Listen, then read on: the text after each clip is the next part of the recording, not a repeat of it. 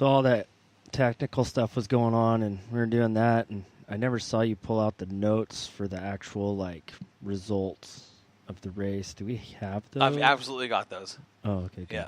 Yeah, they're here. I didn't want. No, they're here. I didn't want it to be that. No. That went over the edge. Nope.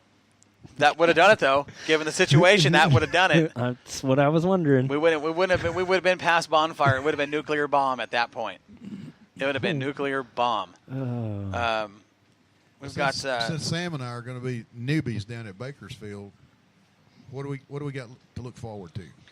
Nonstop action from typically day one holds 160 plus cars. Day two, you'll have a little more. We had over the 2 days, Dom, last year over the 2 days, we saw just about 300. Well, just under 300 race, 260 some odd, 270 some odd race cars last year over the 2 days. But the thing that nobody seems to realize, when we've said it on the show before, the efficiency. It goes is something so fast. It's something I've never seen at any other track in the country that I've been to, and boys, I've been to a lot of tracks. I'm telling you, from the first green flag in qualifying to the final checkered flag, and I'm not making this up. No. Dom can vouch for me. He said it, and I thought he was exaggerating. He is not. From the first green flag to the final checkered of the feature, later on that night, there is not a moment where there is not a race car on the track, and we're going right now. And what happens when the cars get off the track the minute the cars are done for the night? Boom, the crew is on the track with track prep equipment. They got the sheep's foot. They're doing it's 11 o'clock at night. Right, and they will prep that track all night for day number 2. But there's some feel about that place. It's just happy. The atmosphere down there, the Bud Nationals, it truly is. It's just excitement. It's electric. It's fun. Yeah. I am. And on top of it, last year it was during a downer time, really. So it's like I could just imagine what it's going to be like now. Yes, Sandy is correct. Book your flights and rooms at Bakersfield now if you want to get the best rates. That is no kidding. Our hotel that we're staying at, Holiday Inn Express, Bakersfield Airport on Quinn Road. You guys, there's a convention in town of some sort during the same time as the Bud Nationals. Get your room. Mention Moxie Media Promotions. You're going to get your room. They're normally $112 to $120 some odd bucks a night. You're going to get your room for $89 a night just by saying Moxie Media Promotions. That's plus the deal. Tax. It's $89 a night. It's California. Sales tax. It's the deal we have. Just follow me here. A lot of taxes in California. Corey's going to be picking up everybody's taxes. The 20% discount. The 20% discount at Denny's, just for saying Moxie Media Promotions. We're trying to take care of the fans and the drivers and the teams that go down there.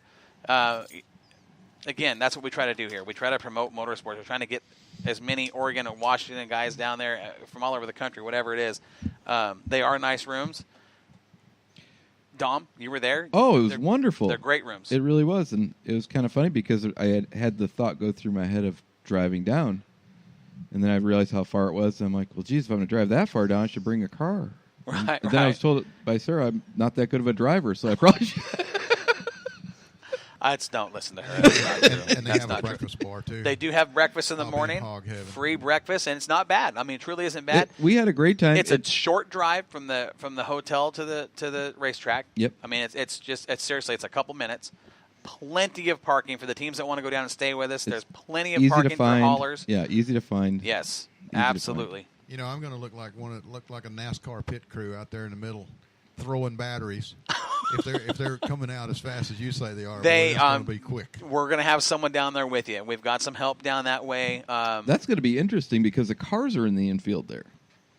Well, after the race, there's a couple that they bring the tech guys up. After each main event, they put the guy up on the hill for victory lane interviews. There's 3 cars that park up front for tech. I mean, it's cool, but it is the fastest rolling show you will ever see. I've never seen anything like it. So well orchestrated. It's incredible. It is absolutely amazing. Yeah, I had a great time. Have to up my game plan then. What do we got going on in the chat line? Sandy says to speak up, Ed. So let me just do got to this. get that mic as close Where's as you can. Ed at? Pretend you're a rock star. Right That's here. Ed right here. There you go. Oh, you're turning up the gain. Now he's gonna sound echoey. No, he'll be fine. Okay, so I need to run over and grab something real quick off my desk. Keep talking. So Sam, Oh, no. He did forget something. I knew it. See, this is why bad things happen. Well, we'll just get off to a different complete subject. So, the Iron Giant's coming up. I heard that.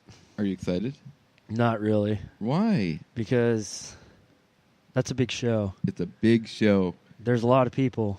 Big announcers, big times. I'm kind of that shy, quiet type. And for some reason, every time I say something in that booth, people turn around and look at me, and I see it. So don't you remember when we did the trash cars, and every time we do a countdown, we were like, "Oh, the people are talking back to us." Yeah, I we were remember that. excited. yeah. Yeah, So I was there that day with you guys. So I think I'm gonna sit back a little on that bench, and you go ahead and sit up in the I'm window. good with that. I'm good with that. I'm gonna jump across that tower. I'm gonna start screaming and yelling just like Corey does. Hey, I Cell phones flying, computers getting knocked over, Oh my Yeah, but you know, water bottles launching through the air. but you know, Dom Listen. and Sam was a sight up there because the cars out there was your mama, your daddy, your brother, your sister, Mm-hmm. and they was up there just they was bantering back and forth at each other. You know, it was fun to watch. Well, I just now we stayed can out get of the back way. on subject, though. We've got Corey back with some information for us. well, we're going to talk results from Willamette Speedway last week. We had some cool stuff happen. Hold on a second here, big fella. I do what I want when I want. You know You take this. that one. No, I don't want that one. What's this? That one last. I'll do this one. All right, yeah. Oh, that, Okay. that name is spelled Man. incorrectly. You want to start? You want to get into the results of Willamette Speedway? We're just going to shoot from the hip. I mean, quite honestly, it wasn't there, but I heard a lot of stuff. I watched some of it live when I was in the reception there. I was gonna live stream for you, but So we're going to do the top 5 qualifiers in the Hornets. We had number 5 was the 22X of Matt Diller. The number 4 of Casey Scott. And then number 3, Kalen Farness qualified 3rd, and number 2 was Eddie Farness. Fast Eddie. Yep. And obviously someone's come back into town for get ready for the Hornet Challenge. It's Travis Cook. Travis Cook. And he qualified number 1. That is actually pronounced Cook. Cook. Yeah. Let's see. And we'll go into the heats. Well, that's easy. There's only 7 to go, so we can start with the first heat. 7th was Devin Trosylvania. Now let's talk about it. See, Right, let's talk about it. And this is, 7 laps. What gotta happened? why do you got to single him out? well, because of the incident. I mean, I want know. to talk about it. I think he's know. playing I don't- favorites. I don't think he wants you to talk about it. Maybe not. But this is what it is. I tried, Devin. I tried. You were there. Yeah, but I didn't see it. Yes, you did. I missed the incident. The actual incident. Okay. I was actually looking in the pits at something because I heard a noise behind me, and I didn't know if I was going to get shot at or a motor exploding or something. And I turned back around, and he was in the infield. And I went, "What I happened?" saw it. Judging saw by it. these two being 7 laps down, something must have happened. Something did happen. Something happened. Look at me being a detective. Yeah. Well, you got the paperwork. So, okay. I'm going to try to approach this without getting myself or any of you guys in trouble. I'm not going to get in any trouble. Yeah. You weren't even there. I wasn't even there. You're associated, though, so you're Not by associated. guilt. Not by So- guilt. Deny. Let's hear it. The thing is, okay, we have rules. We have rules in racing, okay?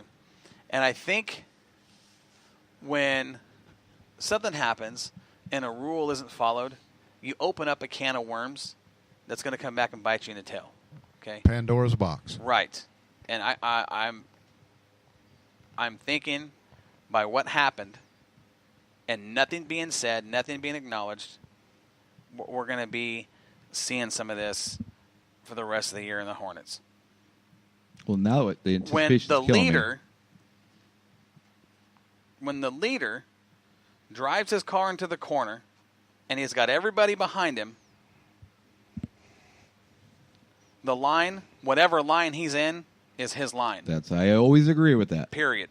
When you're the leader, it's your line until somebody gets to your door. Then that's the rule of thumb for position. Mm-hmm. Correct me if I'm wrong. Do I- we all agree on that? I've always agreed I on like that. to be the devil's advocate, but I can't on that one. Sorry. Right. I know. Okay. So the typical rule of thumb is when you get to your front end gets to your tire gets to the driver's door, then rule of thumb it becomes your position. And if he comes down on you, it's the previous leader's fault. Mm-hmm. Correct. When the leader drives into turn 1 on the second lap of the race, and a guy in second drives right into the corner, doesn't lift, drills him in the back, boom, and spins him out, what should happen? Yeah, hit him. Flag. Actually, he got hit right in the left rear The tire. left rear. Hit right in the Yeah. left rear. Like a maneuver? On a pit entry. maneuver? On entry, second place car made no effort to turn, drives in, drills him in the left rear, spins him out, breaks a bunch of suspension on the front end of the car. Okay? I'm not talking about the broken parts. I'm talking about the entry with the second place car driving in, drilling a guy, making no effort to turn, and absolutely 100% intentional. What should happen? Black Black flag. flag. Disqualified, which I've seen happen. That didn't happen here. So I'm guessing that this is what happened? Yes. Okay. And I firmly did not agree with that. Nobody did. No. But I don't. It's frustrating. It's frustrating to watch. So You I'm guessing Here's two- the thing. There's two situations that can happen. Either the guy that hit the guy receives a black flag and is DQ'd for that race, or is sent to the back of the pack. Either one of those decisions, I am absolutely 100% fine with. Yeah, I Being the think fact that'll that work. there was intent, I think a black flag was in order. That didn't happen. That particular driver won the race. Okay? Yeah, certainly did. I mean, you guys know how I am when it comes to the rules. Mhm. Okay? We can't have a rule and one guy gets away with something, one guy doesn't. You've got to, it's black and white. There's been times in the tower where you're like, that's just racing. I'm like, that ain't right. And you're like, that's just racing, Dom. I'm like, I don't know. That seems pretty rough. So if anything, you're more on the lenient side of that. So for you to say something to me seems kind of intense. If you could, Yeah, but on the other hand, though, if you're going into the corner, you're leaning on each other and trading pain and that's a swapping different tire That's a rubber different back deal. and forth, that's racing. That's racing. But when you go into a corner, single file, and you get drilled T-bone right, that guy right. when he throws his sideways, and you get a shot at him and you move him on out of the way, then that's not kosher. I agree. well, So let's talk about the feature. let's get right to the feature. How Yeah, about that? let's We'll go just to the skip feature. over this because, Hornets Trophy Dash. A main. I'm going to do the whole field because you know what? This class has really come to be big. But It look abs- who it- wins it the absolutely. feature. And it's a prelude to this It's weekend. Right. It really is. And that's why I'm saying this is why this situation bothered me so much, was because I know what's coming this weekend. Mm-hmm. The biggest Hornet race probably on the West Coast. Kudos to Jeremy Means. Yes. Does a fantastic job putting this show on. When we first started this, I mean, we had a couple of them, and there was just, you'd get 2 or 3 cars. You had Right. Tracy Muse, you had Rowe, you had a few Tracy people. Muse is coming in from Montana to run his car. We're going to have cars from all over. This is a big event. This is why that situation bothered me, because if that happens the week before prior to the race and it's okay, It's going to be a demolition derby. you just set a precedent or didn't set a precedent, Yeah. and it's going to be a free-for-all. Trash car race again. Well, Because now what happens at the biggest race of the year, if a guy does that and you black flag him, you know what I mean? yeah. We've got it's a double standard. I mean, that's why I say when there's a rule on paper, you follow it every week. Yeah. This is the way it is. And so because now, if we see this happen more than once, twice, 3, 8 times in the main, whatever, Yeah. Well, I guess it's Yeah. just racing. I do want to start with somebody that didn't get to go to the main because they got a different car out. So Steve Dove put the Ranger together, He did. the old Ranger with a real fuel-injected motor, wiring harness. They went through so much work to make it into a fuel-injected legal Hornet. And he got through some of the heat races and stuff with it good, but unfortunately had an electrical problem, which he's got fixed.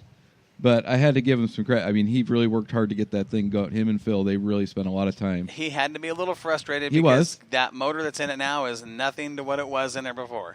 No. I mean, the other motor, if anybody knew what that ever was, I know. yeah, now it's a bone. It really is a bone stock 4-cylinder.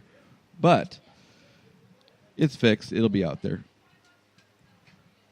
Anyway, so let's start at position number 13 with the 44J. Go ahead. That is Jasmine Hansen, my adopted daughter. She really is. Yeah. And then with number 12, we had the V8 of Chloe Van Zandt.